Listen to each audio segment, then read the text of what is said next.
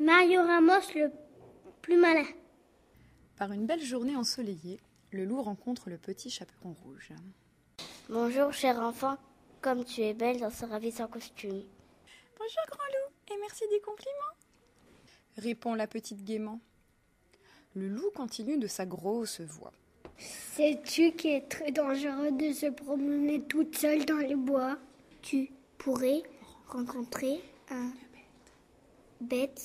une bête féroce, un requin par exemple.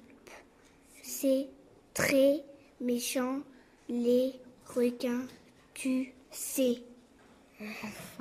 Enfin, grand loup, tout le monde sait qu'il n'y a pas de requin dans les bois.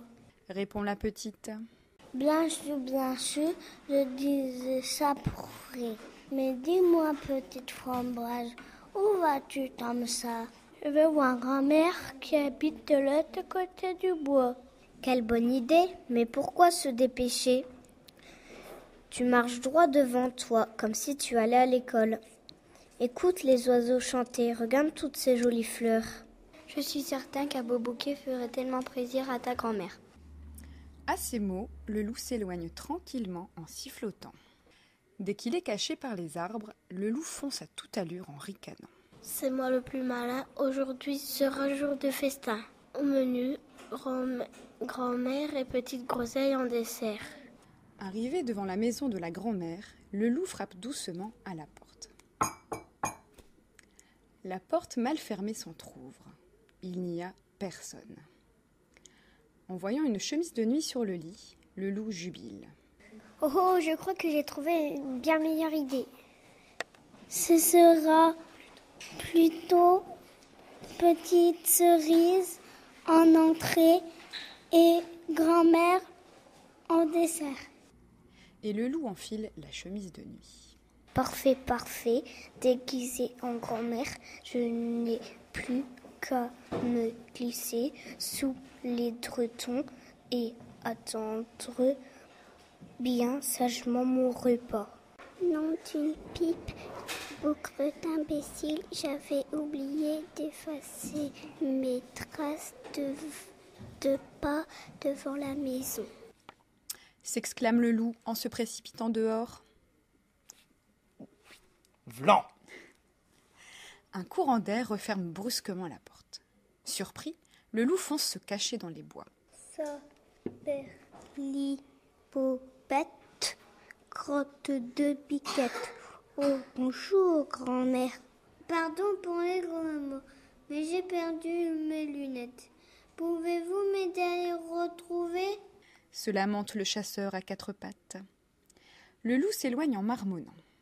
Si cet idiot croit que je vais l'aider à me tomber les fesses. Mais à peine a-t-il fait 3 pas que Petit Ours l'interpelle. Bonjour, grand-mère. Tu ramasses des champignons pour faire une soupe?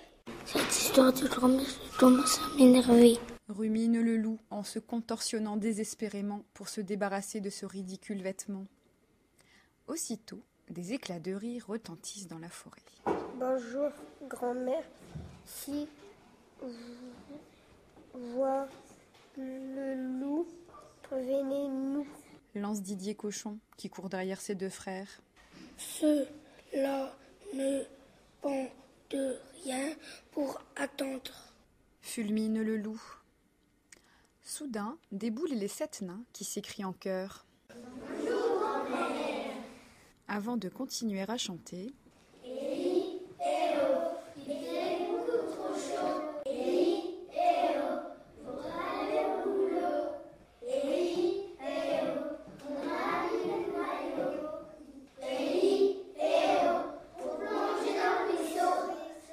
Le loup sent la moutarde lui monter au nez, lorsqu'arrive le marquis Jean-Charles Hubert Hector de Montrésor, qui l'interpelle.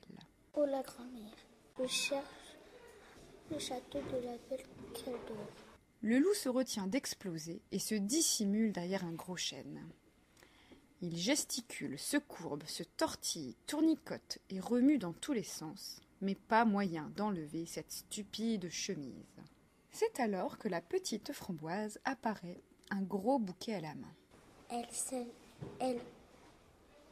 Celle-là, en moi, va me reconnaître. Salive déjà le loup. La petite fille éclate de rire. Grand-mère, ce masque de loup est super. La grosse tête poilue, les grandes dents pourries et les gros yeux globuleux. C'est pour moi? Fou de rage, le loup se jette sur l'enfant en hurlant. Je suis le loup, le grand méchant loup, et je vais te dévorer d'un seul coup. Mais il se prend les pieds dans son déguisement et s'écrase lamentablement.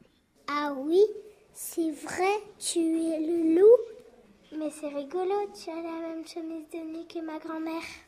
Dit la petite fille. Non, fais pas rigolo, j'ai café toutes mes dents. Impossible de enlever ces fatanées chemises.